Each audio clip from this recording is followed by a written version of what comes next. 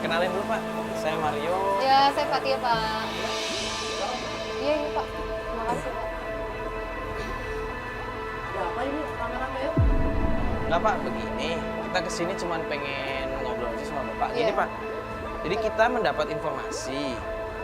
Katanya ada salah satu warga Bapak yang namanya Ferdi meninggal dunia ya Pak? Tidak ada laporan sekali. Ah, seminggu terakhir nggak ada Pak? Tidak ada juga. Tidak ada juga? Iya. Warga kami tidak ada. Tidak tahu laporan sekali. Pak, maaf, boleh minta tolong nggak Pak? Misalkan Bapak dicek lagi di filenya, di data-datanya. Siapa tahu Bapak kelewatan gitu yang namanya Ferdi. Mungkin ada. Di mana itu sudah. Ya udah. Sekarang Kita tunggu boleh, Pak? Baik. ya udah kita tunggu sini ya Pak ya. Ya udah, nggak apa-apa, kita tunggu. Atas nama siapa? Ferdi, Pak. Ferdi. Ada teman Ferdi.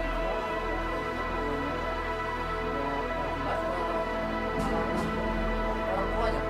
Ah, ada alamat orang tuanya Pak? Boleh saya catat aja Pak? Boleh? Silakan. Sebentar Pak. Sebentar ya Pak, saya catat bentar. Iya. Ya sudah, makasih. Makasih ya Pak ya.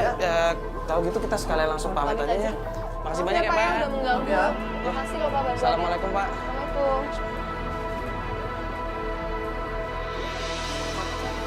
Jadi bener dong dugaannya Mbak Pipit kalau misalnya dia itu berbohong kemana-mana. Siapa-siapa dia berbohong, saya RT RW aja nggak tahu.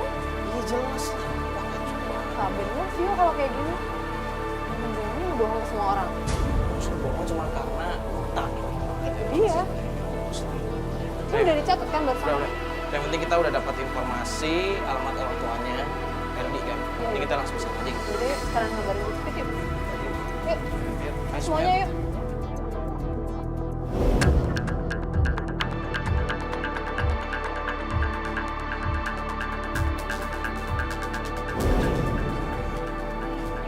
Coba nanya-nanya dulu. Permisi Bu. Assalamualaikum. Assalamualaikum. Bu, kenalin. Saya Mario, ini teman saya Fatia. Fatia. Iya. Bu, ini betul dengan rumahnya ibunya Ferdi ya?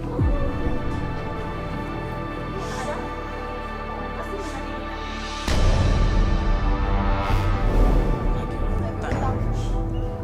Enggak, kita cuma pengen nanya aja Ferdinya ada di sini nggak Bu? Iya Bu. Ferdinya nggak ada. Tapi bener kan Ferdi tinggal di sini Bu?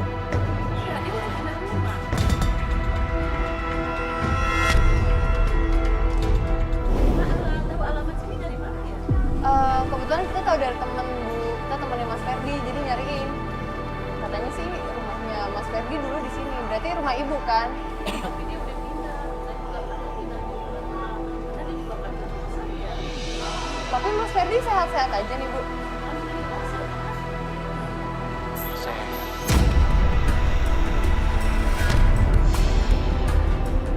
Bu, boleh coba ditelepon nggak Mas Ferdinya?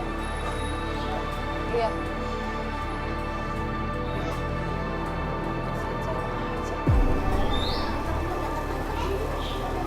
Ya udah nggak apa-apa. Tapi Mas Ferdinya bener-bener sehat kan Bu? Sekarang kemarin kita harus pergi ke rumah. Oh.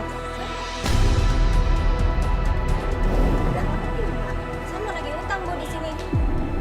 Saya jujur aja Mbak, kalau masalah utang, saya nggak tahu Masa ibu orang tuanya nggak tahu sih?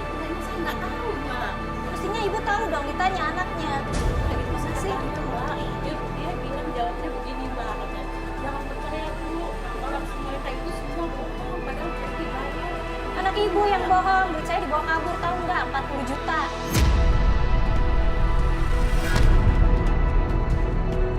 Enggak, tapi Ibu tahu kalau anak Ibu tuh punya hutang kan? Buktinya Ibu tadi bilang banyak orang yang datang ke sini nagih ya?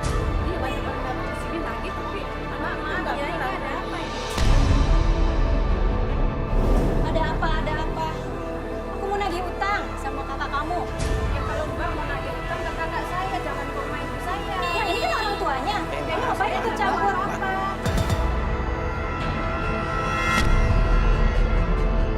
Asal ibu tahu anak ibu tuh minjem duit saya. Mau mikirin keluarga saya. Saya butuh duit. Mbak Pipi, Iya, buat keluarga saya. Iya, Mbak. Buat tua saya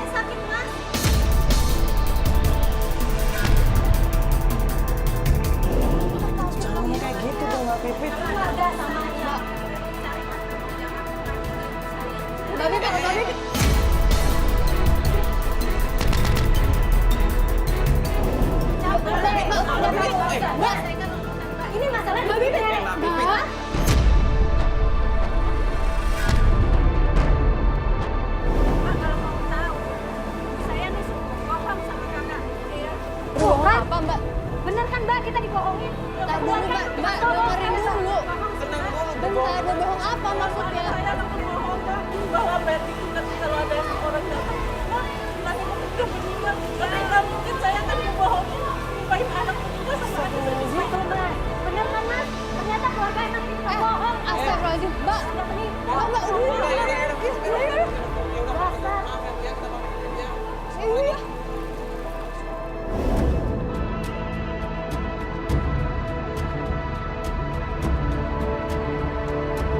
Tuh kan Mas, bener kan saya bilang? Emang dasar keluarganya penipu, pembohong. Bu, tapi jangan kayak gitu juga, Bu. Tadi kan denger penjelasan dari ibunya. Gak mungkin Mbak, dia itu bohong sekeluarga. Aku tahu. Nggak boleh seuzon gitu dong, Bu. Kita emang kita emang kesini tuh nyari solusi. Tapi bukan berarti kayak gitu kita bisa seenaknya ngefitnah jadinya. Masalahnya tuh uang gede Mbak. Kalau gini caranya duit saya nggak balik-balik dong. Tadi di sana keluarganya bilang istrinya katanya udah meninggal. Tapi ibunya bilang sehat-sehat aja ada. Gimana sih Mbak? Iya.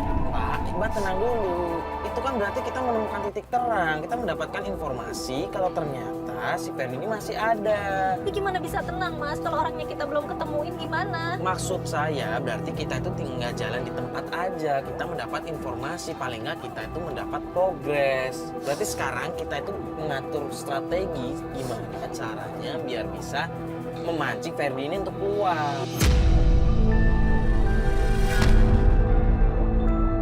Terus gini aja deh Mbak, di tas saya ada amplop.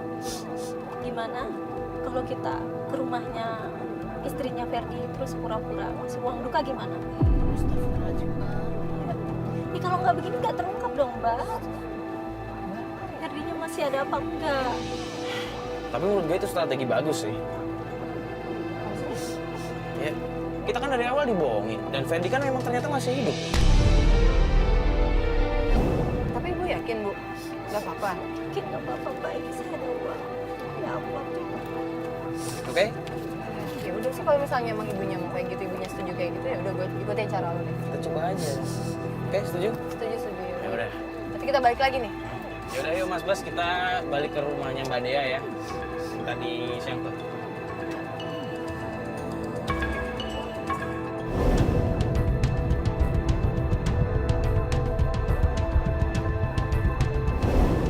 Assalamualaikum. Assalamualaikum. Kenapa lagi ya, Fit ya? Ini ya, aku mau ngasih uang santunan buat family yang meninggal. Makasih ya. Oh, Makasih banyak. oh jadi gitu loh? Hah?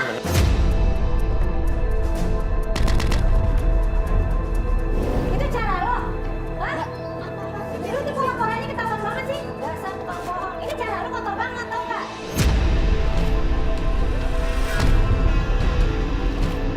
Tadi nggak usah bohong deh. Masa bohong nih? Lari lagi lo. Lari yuk. Tadi lo. Sini lo. Dek. Astagfirullahaladzim.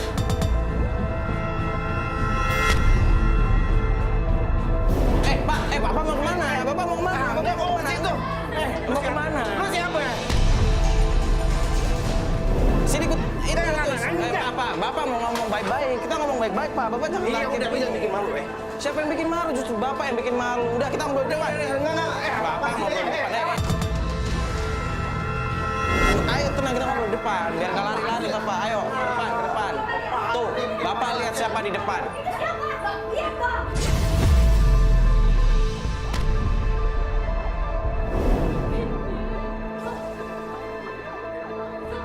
Ini juga Bapak. Gimana sih jadi laki?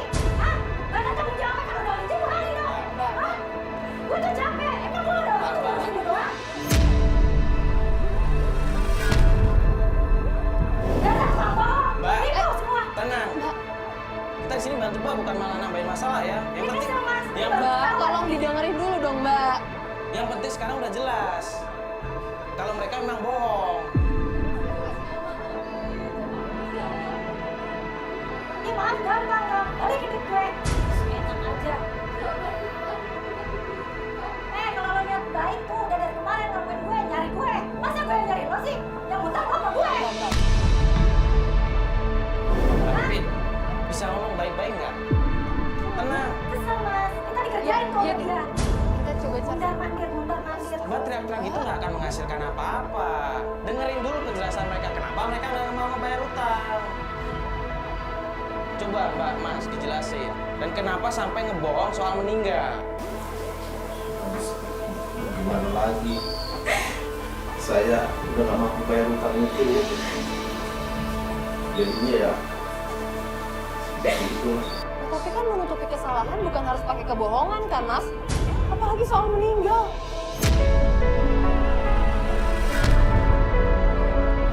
Udah mending Mbak, Ibu, Bapak, sama Adek udah kalian ngobrol baik-baik. Kalian diskusiin baik-baik, Jangan pakai kabur-kaburan. cari jalan keluarnya. Itu kan kewajiban kalian buat bayar utang. Kan bisa cara lain kan yang baik-baik. Saya nggak percaya, Mbak. Jaminannya apa kalau dia nggak balik lagi? Hah? Sabar, duit. Kamu berbayar, duit dulu, sabar. Sabar. Sabar ada batasnya tau nggak? Kalau udah begini lo tangkap mau gimana? Hah? Gue nggak mau tahu. Balikin duit gue.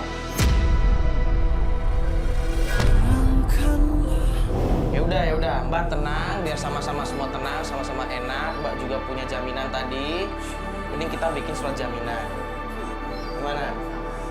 Kita bikin surat jaminan kesepakatan bersama. Oke? Aman? Kalau minta lagi gimana? Ayo. Kan ada suratnya. Nanti tuh udah Ya udah kalau gitu setuju. kalian ngobrol baik-baik. Jangan pakai emosi. Satu masalah kalau pakai emosi.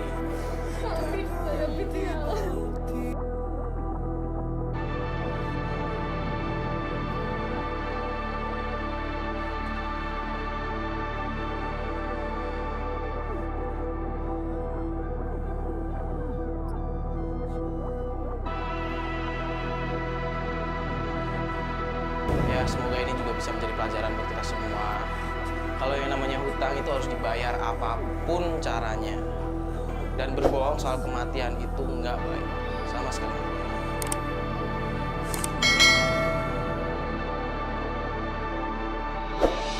Assalamualaikum warahmatullahi wabarakatuh. Bismillah, alhamdulillah, wassalatu wassalamu ala sayyidina rasulillah, amma ba'd. Bersyukur kita kehadirat Allah Subhanahu wa ta'ala yang telah menciptakan kita menjadi afdalul khalqi. Apa itu afdalul khalqi? Artinya semulia-mulianya makhluk atau makhluk yang paling mulia yang Allah ciptakan di alam ini adalah manusia. Firman Allah Subhanahu wa taala di dalam surat yang ke-17 atau surat Al-Isra ayat yang ke-70. Allah Subhanahu wa taala berfirman, "A'udzubillahi minasyaitonir rajim. Bismillahirrahmanirrahim. Wa laqad karramna bani Adam wa hamalnahum fil barri wal bahr wa razaqnahum minat thayyibat wa faddalnahum ala katsirin mimman khalaqna tafdila." Sadaqallahul azim. Di sini Allah menyebutkan bahwa Allah sudah memuliakan anak Adam. Semua manusia, berimankah dia atau tidak, Allah sudah menciptakan sebagai makhluk yang mulia. Kemudian wa hamalnahum fil barri wal bahr, dan kemudian Allah juga memberikan kemampuan manusia untuk bisa berkendara baik di daratan maupun di perairan ataupun di lautan. Dan juga Allah memberikan rezeki kepada manusia, rezeki yang baik, minat thayyibat. Kemudian di sini di ujung ayat ada wa faddalnahum ala katsirin mimman khalaqna tafdila. Dan Allah memuliakan, mengutamakan manusia atau anak Adam ini dari makhluk-makhluk yang lain, kelebihan yang berbeda. Oleh karena itu kita tahu bahwa Nabi Muhammad SAW sebagai Rasul utusan Allah adalah merupakan Rasul yang memiliki keunggulan dari sisi akhlak yang mulia. Oleh karena itu kita di samping memiliki bentuk tubuh yang bagus, disebutkan dalam Al-Quran juga kita diciptakan fi ahsani taqwim, dalam bentukan yang sempurna, dilanjutkan dengan akhlak yang mulia sebagaimana yang diajarkan oleh Nabi. Berlaku jujur. Dan jujur adalah merupakan salah satu sebab seorang bisa masuk dalam surga. Lawan dari jujur ya, adalah orang yang tidak jujur, orang yang khianat, orang yang dusta. Maka alhamdulillah kalau kemudian nanti tempatnya di neraka. Oleh karena itu biasakanlah jujur walaupun terhadap diri kita sendiri.